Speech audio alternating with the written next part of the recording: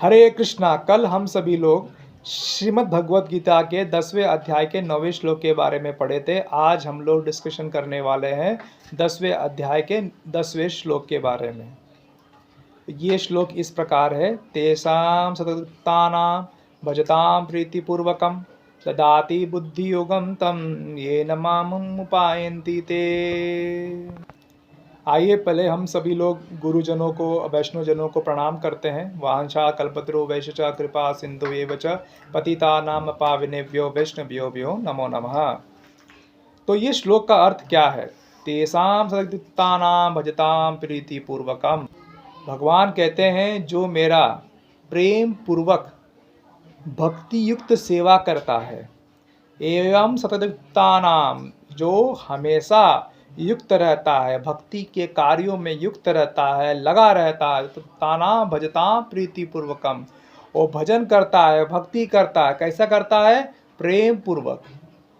जो निरंतर भक्ति में लगा रहता है, भजन करता है, प्रेम पूर्वक भगवान की सेवा करते रहता है, ददाति बुद्धियोगं तम, उसे भगवान क्या करते हैं? बुद्धि प्रदान करते हैं। ददाति बुद्धियोगं तम ये न माम उपायन्ति ते।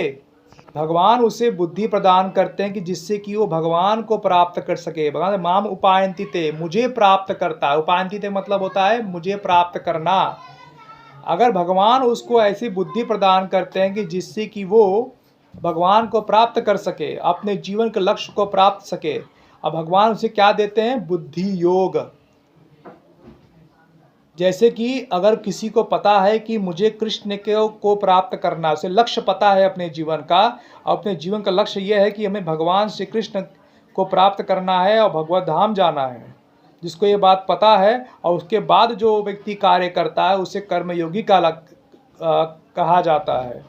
और जो व्यक्ति मानसिक चिंतन के द्वारा भगवान श्री कृष्ण को प्राप्त करना चाहता है उसे ज्ञान योगी कहा जाता है। और जो व्यक्ति भक्ति के द्वारा, ज्ञान के, बुद्धि के द्वारा भगवान को प्राप्त करना चाहता है उसे भक्ति योगी या बुद्धि योगी कहा जाता है। तो भगवान आपको वो बुद्धि योग देंगे, उस बुद्धि के द्वारा आप योग को स्थापित कर पाएंगे। योग का मतलब होता है भगवान से जो अपने संबंध को स्थापित करने की जो कला होती है उसे योग कहा जाता है। शारीरिक क्रिया तो एक है अंग, लेकिन जो असल में जो भगवान से आपका जो कनेक्शन जोड़ता है, आपकी जो स्थूल शरीर है, और उस स्थूल शरीर जो आपके मन बुद्धि अहंकार है, वो परम तत्व परमात्मा भगवान श्री कृष्ण से जोड़ता है, उनका चिंतन करता है। वो बुद्धि के द्वारा, शास्त्र के द्वारा भगवान आपको बुद्धि प्रदान करते हैं, जिससे आप अपने आप को योग के माध्यम से भगवान से जोड़ पाओ। ददाति बुद्धि योगम तम ये न माम उपायन्ति ते। और भगवान, अगर आप भगवान की प्रेम पूर्वक सेवा करते हैं तो भगवान आपको ऐसी बुद्धि देते हैं जिससे कि आप इस जन्म मृत्यु के चक्कर से, पुनरपि जननम पुनरपि मरणम पुनरपि जननी जठरे शयनम यह संसारे बहुत दुस्तारे कृपया पाहे पाहे मुरारे। अगर आपको कृपा चाहिए मुरारी से, भगवान से, तो आप भक्ति युक्त प्रेम पूर्वक भगवान की सेवा करें। भगवान जिससे कि आपको बुद्धि प्रदान करेंगे और आप भगवान के धाम प्राप्त होंगे। भले आपके पास वो ज्ञान नहीं, कुछ लोग होते हैं जिनमें उतनी समझ नहीं होती, इतनी बुद्धिमान नहीं होते हैं कि वो विषय को समझ पाए, उस परम तत्व को, उस ज्ञान को समझ पाए। तो भगवान सामने से उन्हें बुद्धि प्रदान करते हैं कि भाई तो बहुत समय से मेरा प्रेम पूर्वक सेवा कर रहा है, तो आइए मैं आपको ये बुद्धि प्रदान करता हूँ।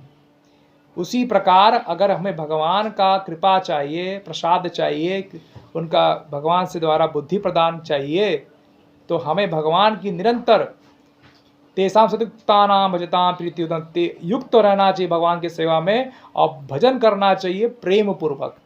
तो भगवान हमें जरूर प्राप्त होंगे। ठीक है। हरे कृष्णा।